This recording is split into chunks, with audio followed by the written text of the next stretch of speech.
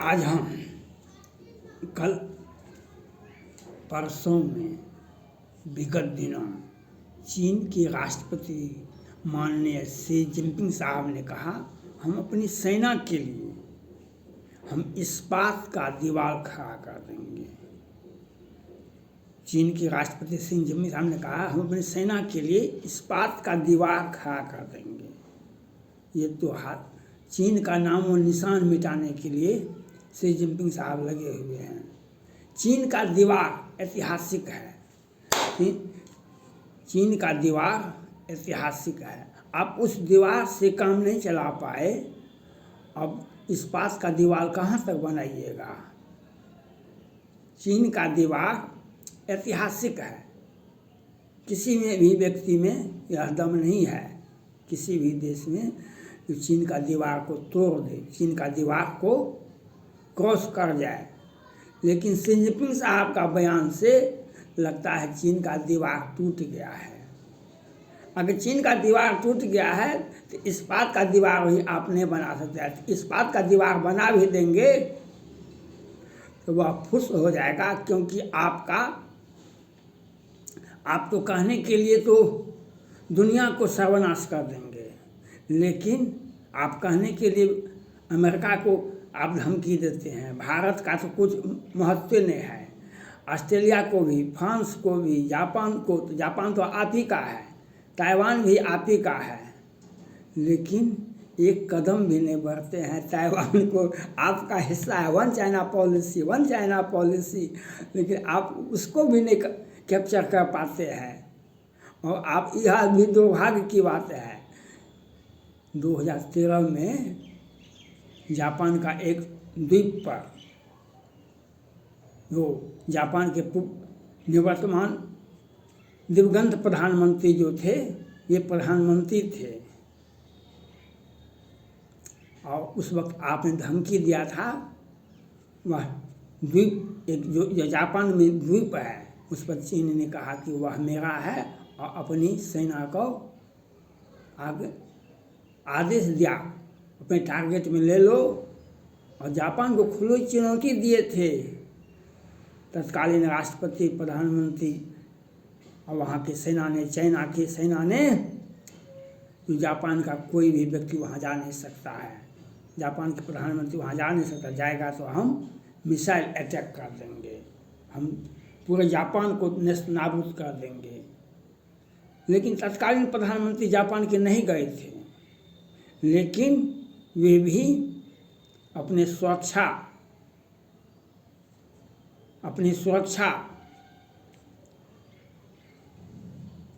Command में बैठे हुए थे, और 100 जापान के संसद, राष्ट्रपति, उपराष्ट्रपति और सारे मंत्री को वहाँ भेज दिए और चाइना को दिखा दिए जो आप में दम कितना है।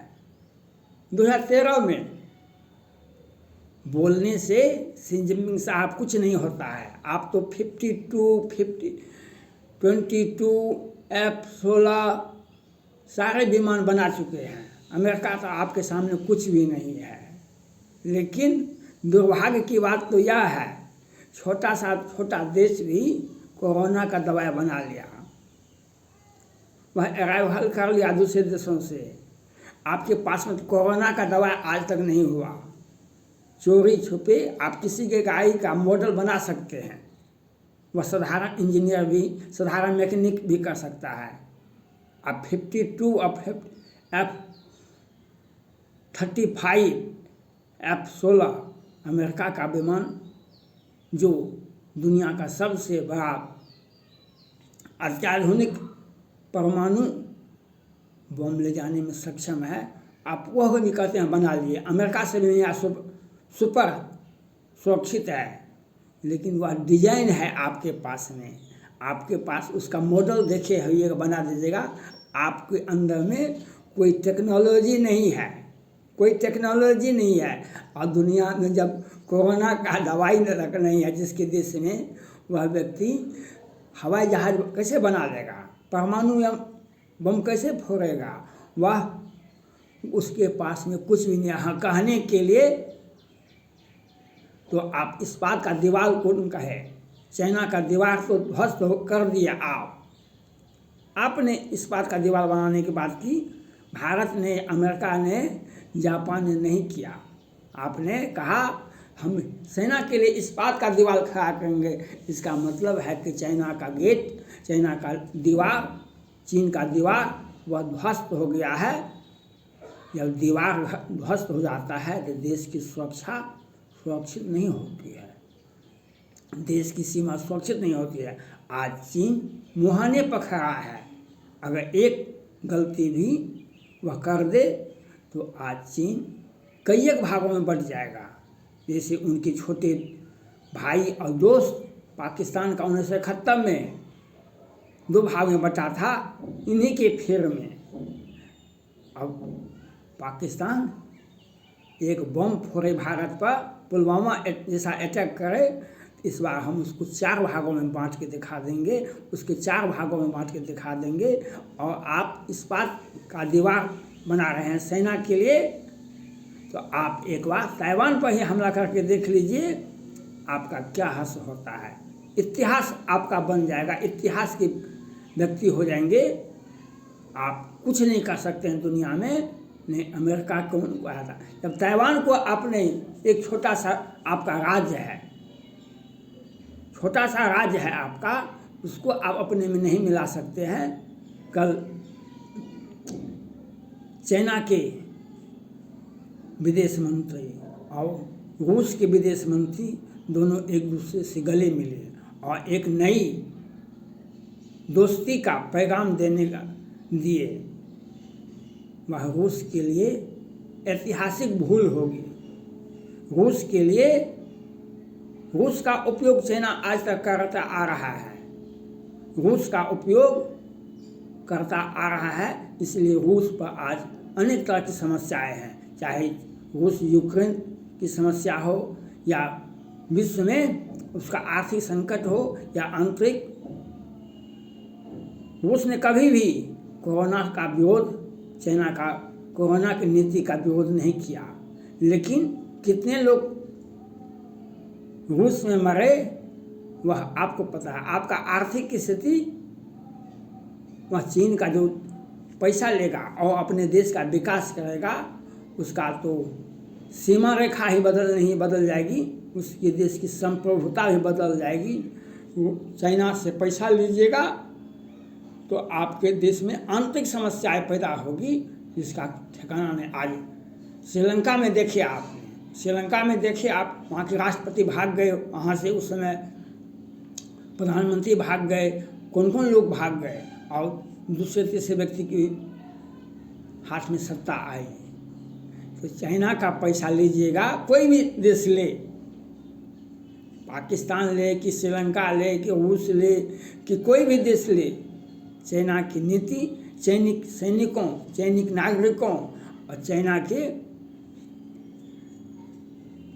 का पैसा अगर आपने लिया तो आपके देश में आंतरिक समस्याएं पैदा होगी। आपका किसी भी चीज़ का, वस्तु का दाम बहुत ज़्यादा बढ़ जाएगा। आपका आर्थिक नीति नहीं, आपके देश में आंतरिक समस्याएं पैदा होगी। आज श्रीलंका को देख लीजिए, और चाइना के राष्ट्रपति माननीय शी जिनपिंग साहब ने कहा हम चाइना के लिए, चाइना की सेना के लिए हम इस्पात का दीवार खड़ा करेंगे। इसका बहुत बहुत स्वागत है। आपका चाइना का दीवार टूट गया, इसका मतलब यह है वह चाइना का दीवार चाइना की सुरक्षा नहीं कर रहा है। इसीलिए आप सेना के लिए इस्पात का दीवार बना रहे हैं। यह आपके लिए दुर्भाग्य की बात है। हाँ, आप कुछ नहीं कर सकते हैं, वह ढकोसला है। वह अपने सेना को, अपने नागरिकों को, आप किसी को भी कुछ भी आप नहीं दे सकते हैं। हाँ, अवाम, मुख्य दर्शक जनता पर बुलडोजर चला सकते हैं, टैंक भेज सकते हैं जनता के बीच में। उसे सेन चौक 1989 का भी याद है, आज का भी कोरोना का भी याद है, और आज का भी बैंक में वहाँ के पैसा डूब गया है, उसका पैसा भी नहीं निकल रहा है। यह दिखा रहा है चाइना अपनी जनता को जितना तंग और तबाह करती है, इतिहास उसे कभी माफ़ नहीं करेगा, इतिहास कभी माफ़ नहीं करेगा। हांगकांग में क्या हो रहा है, उनका मुसलमानों के साथ क्या हो रहा है, और चाइना कि सेना के लिए शी जिनपिंग साहब सेना के लिए इस्पात का दीवार, सुरक्षा के लिए इस्पात का दीवार खड़ा करते हैं। इसका मतलब है चाइना का गेट टूट गया है, चाइना का दीवार ध्वस्त हो गया है। अगर आपकी अच्छी नीति नहीं है, आप वो नीति है, चाइना का नीति है दूसरे देश की ज़मीन की सीमा का उल्लंघन करो, दूसरे देश की ज़मीन का अपने देश में मिला लो। तिब्बत हमारा है, उत्तराखंड हमारा है, हिमाचल प्रदेश हमारा है, तवांग हमारा है, लेह लद्दाख हमारा है, लेकिन भेजिए ना शी जिनपिंग साहब, आप इनको भेजिए अपने सैनिक को, और आप भी आ जाइए। अब आपको बोलने का अधिकार नहीं है, आपका कहीं से भी वैसे आप बोलते रहेंगे, आपका ग्लोबल टाइम्स बोलता रहेगा, आपका चीनी मीडिया बोलता रहेगा, आप भी बोलते रहेंगे। दुनिया ने आपकी सैन्य क्षमता देख ली है, दुनिया ने आपका सैन्य क्षमता, क्योंकि आपने नेपाल में आके कहा था जो हम हड्डी हड्डी तोड़ देंगे, हम हड्डी हड्डी तोड़ देंगे चाइनीज सैनिकों का, चाइना का जो विरोध करेगा नीति का, हम उसका हड्डी हड्डी तोड़ देंगे। आज किसका हड्डी हड्डी टूटा? तवांग में दुनिया ने देखा, डोकलाम से शुरू हुआ, तवांग तक आया। अब देख लिए अब आपका क्या हश्र होता है। आगे भी आपका स्वागत फूल से किया जाएगा, और आपका स्वागत फूल से किया जाएगा, क्योंकि हमारे यहाँ नीति है, कोई व्यक्ति अगर शहादत होता है उसे फूल माला से अंतिम विदाई दी जाती है।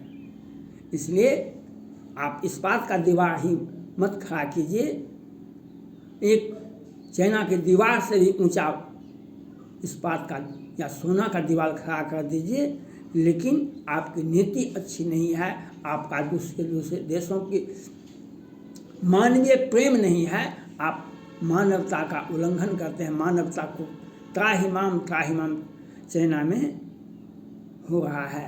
मानवता जनता त्राहिमाम अम्ब्रेला आंदोलन को आपने कुचल दिया, आपने वहाँ के मुसलमानों को कुचल दिया, आपने वहाँ पर मीडिया को प्रतिबंध लगा दिया, और आप कहते हैं चाइना के लिए इस बात का दीवार खड़ा कर सकते हैं। वह कहने के लिए आप कहते हैं आप कुछ भी नहीं कर सकते हैं, और आपका कोई भी हथियार आपकी धरती से बाहर नहीं निकल सकता है। कोई भी हथियार, जिसने आपका हथियार खरीदा वह देश का मुद्रा बाजार बिक गया, उस देश की अर्थव्यवस्था को, क्योंकि वह हवाई जहाज उड़ता नहीं है, ज़मीन पर ही बैठा रहता है, उड़ने की क्षमता आपके वायुयान में नहीं है। आप अपनी जनता को, अपने सैनिकों को गुमराह कर रहे हैं, वह आने वाला पीढ़ी आपको याद रखेगा और आपको बताएगा जो आपने देश के साथ क्या किया, अपने चाइना के नागरिकों के साथ क्या किए, और आप वहाँ अपने सैनिकों के साथ क्या किए। आपने किसी प्रकार का सुविधा नहीं दिया। धन्यवाद।